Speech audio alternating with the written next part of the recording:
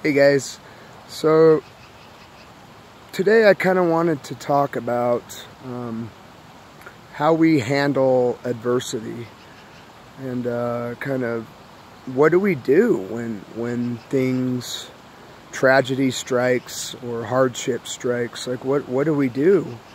And so if you watched my last couple of videos, I talked about kind of how we have the ability to choose how we act, how we have the ability to react to circumstances that are out of our control. And so I kind of wanted to expand a little bit more on that today. So for you that know me, and for you that don't know me, I have Tourette's. I've had Tourette's syndrome since I was a junior in high school. I remember I was diagnosed with Tourette's back then. I don't really know a whole lot about it. I don't remember it real well, but I do remember, you know, having the tics and the verbal tics and the physical tics. And I do kind of remember dealing with that. And especially in high school, it's really hard because a lot of people with Tourette's, it's kind of not really common for people to have Tourette's when they're older. Tourette's usually comes on when they're younger. Correct me if I'm wrong, if you guys know that, but from what I've heard and read, it's pretty rare for someone to get Tourette's or show signs of Tourette's when they are older, like I was. And so I remember, you know, going through high school, it's always kind of the awkward stage for everyone. They just want to fit in. They're trying to find themselves. And I knew, and back then I kind of struggled with my self-esteem. And I did struggle with my self-esteem up till now, and I still do. But I'll talk a little bit more about that in a little bit. But so with me, it was always, you know, I want to fit in, I want to belong. And then I get hit with Tourette's and this physical, you know, this physical element. You know, there's the physical aspects, there's the noises. So I drew a lot of attention to myself that I didn't want. And so, you know, people didn't understand, and they made fun of me, and they laughed about it. And so it kind of drew a lot of attention that I didn't want. And so that was a struggle. And then even after I graduated from high school, I went on to college, and then going on to my career and things like that, I still struggled with Tourette's a lot. And I came to grips with it. I knew I had it, and I knew I couldn't get rid of it. But it was still hard because, you know, I'd always go into public and I'd get the stares from people, and then I'd get the comments from people. And, you know, I remember people calling the police on me. In fact, I was at work one day, and the police showed up, and there was a few of them, and they showed up, and, you know, I'm standing there being interrogated by the police in front of everyone at my job, in front of the public that came to the place I worked at. And I remember just feeling so much embarrassment for this, and thinking, like, do people really not understand, and do I really look like a threat? Do I look like, you know, do I look like you know, is it really that negative? Do I look that scary? And it's something I can't help, and people tend to judge me for it and treat me terribly for it. And that was actually not the first time I've had the police called, and it wasn't the last. I've had the police called on me at least 7 different times because of the Tourette's. I remember being in the parking lot of a grocery store and a cop making me do the field sobriety tests and blowing into a breathalyzer and all sorts of stuff. Like, it's just for something I couldn't help, my Tourette's. And then I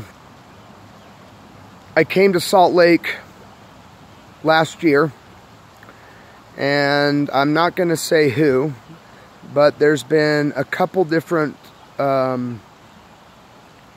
places, and I'm not going to say who it is, and I'm not going to say who they are because I don't want to cause problems for them, and I don't want them to get any flack for it. But there were people at the places I worked that discriminated against me for having Tourette's. They made comments about how my Tourette's affects different aspects of my work, which isn't true. They were aspects that were completely not true at all, because it has never affected that aspect of my work ever in the past. And then there was a company that came out and said that they didn't feel comfortable with me having Tourette's and working with the public. And so, you know, this has been really hard. And it's been a blow, because Tourette's is something I can't help. It's something I have no control over.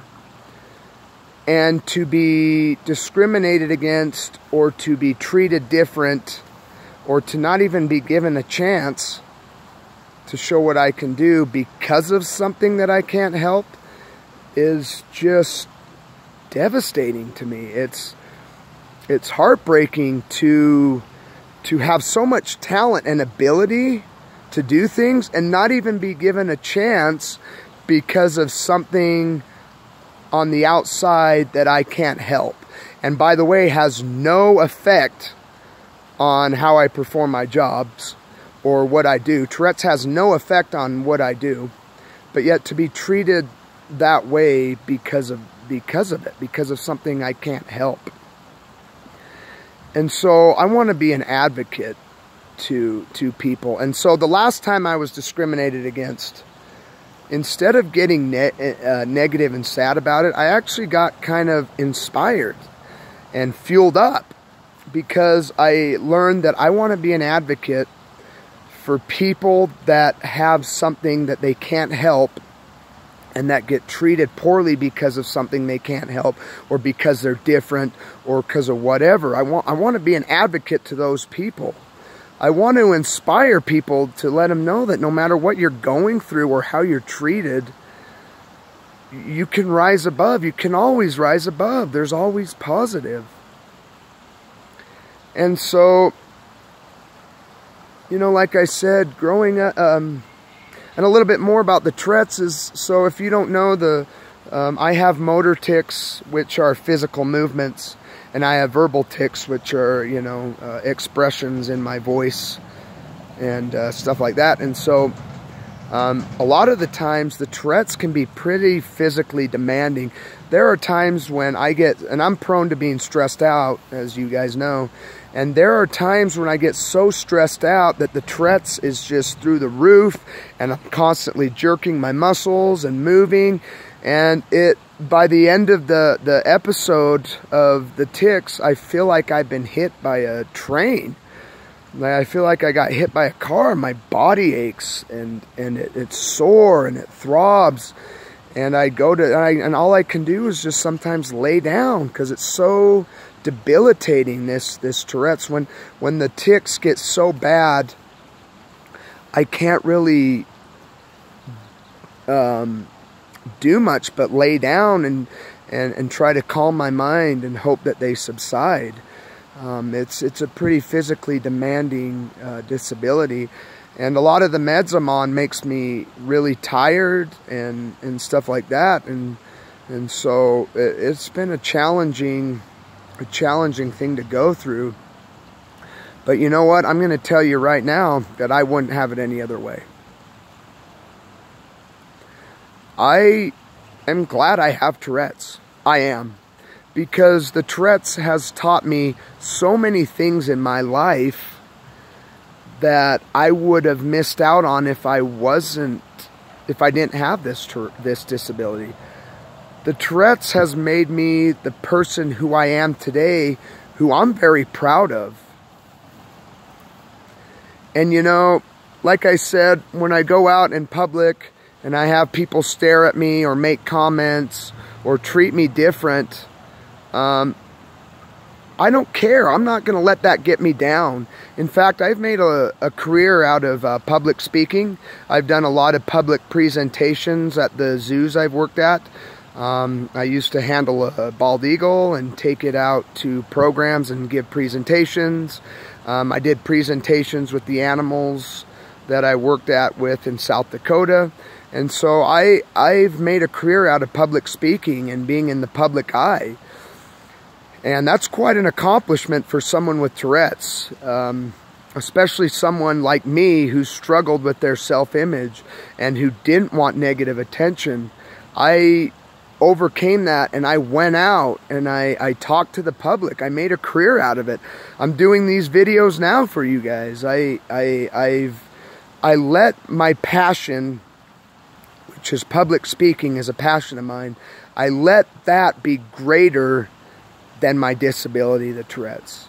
I let whatever I want to do in my life, my passions, my goals, those are greater to me than the Tourette's. And so they're greater than the insecurities. They're greater than the self-doubt. So I struggle, like I said, with all that stuff, the self-doubt, the insecurities, everything. But my passion is far more greater to me than those. So I'm not letting them hold me back from doing what I love to do. And so, like I said, I'm not going to let the discrimination or the looks or the comments or the rude things people can say, I'm not going to let that stop me from following my dreams and making my videos. In fact, all that stuff that the people, all that negative attention or negative whatever I get, I'm going to take that and I'm going to turn it into a fuel to drive my passions. And so the next time someone makes a rude comment to me, I'm going to take that and I'm going to make another video. And every glance I get for the Tourette's, every odd stare, I'm going to turn that into a positive, saying, you know what? I'm who I am. And I'm going to fight for people that can't fight, or people that are too afraid to fight. I'm going to inspire them. I'm going to turn it into something where I can feel good about myself. And I'm sorry for rambling on, you guys, and this video is going on a little bit longer, so thank you for watching. But anyways, I just kind of, the take home thing is, you know, don't let adversity or things that you can't help stop you from pursuing things that are important to you. And don't let the negativity of this life and other people stop you from believing in yourself. Because with every great achievement, it always begins with self-belief. You got to believe in yourself before you can start achieving great things. And even if that's just a small amount of belief, you got to take whatever belief in yourself you can get and go with it and grow it. I also wanted to share today, for some of you that know, for those that don't know, I lost my father a couple days ago. And it's been a really hard thing to go through. but it has taught me a lot about life and a lot about myself. And I used to get caught up in the little insignificant, stupid things like my phone's not working properly, or I didn't get that job I applied for, or whatever. I used to get so upset at these stupid things. And in the whole scheme of everything, in the grand picture, those insignificant things don't matter. They don't. And it's funny because they take so much time and energy out of us, but they don't matter. And so, you know, I've learned a lot about what matters in life and where you put your attention and focus, because you only have so much time. There's only so much time in the day. So what are you going to put your focus on? What are you going to put your attention on? How many of you guys are struggling with something that's really insignificant in life, but you're making it so extravagant that it prevents you from doing things that make you happy? And you know, like I was talking about being discriminated because of the Tourette's and stuff, I used to be so upset about that. But you know what? That's someone's viewpoint that I can't help. I can't change someone's mind of me. I can't change someone's opinion of me. But I can have opinion of myself. And like I said, I'm proud of myself, and I love myself, because my dad was always proud of me. That's one thing he always said, is how proud of me he was. And my dad was one of my biggest supporters and one of my biggest fans, I guess. He always believed in me. My dad always believed in me no matter what, and he always encouraged me to follow my dreams. And he always supported me in my dreams. And you know, that's one thing I'm going to miss, is being able to call my dad and get that encouragement. Because there was times I was down and sad, and I'd call my dad, and he always knew what to say to lift me up. And he always knew what to say to help me feel better. In fact, after I talked to my dad, I'd walk away believing in myself and feeling better, and not a lot of people could do that. I just want to say I really love my father, and I couldn't have asked for a better dad. And so in his memory, I'm going to start living my life the way I want to. I'm going to start going for the things that are important to me. I'm going to start following my passions and living my dreams. And you know, it's going to take time to fully accomplish everything, but that's okay, because I'm going to enjoy the journey. And one other thing that I've learned is to enjoy the small moments in life. Like I said in my last video, you got to enjoy the everyday moments that seem small, but are the most inspiring moments and the most joyful moments. And so I hope that helps you guys out, and I hope you guys can take away something from this video. And thanks for watching, and thanks for all your support, everyone. I love you guys, and if there's anything I can do, let me know, or if there's anything you'd like me to talk about, let me know. I'll see you next time.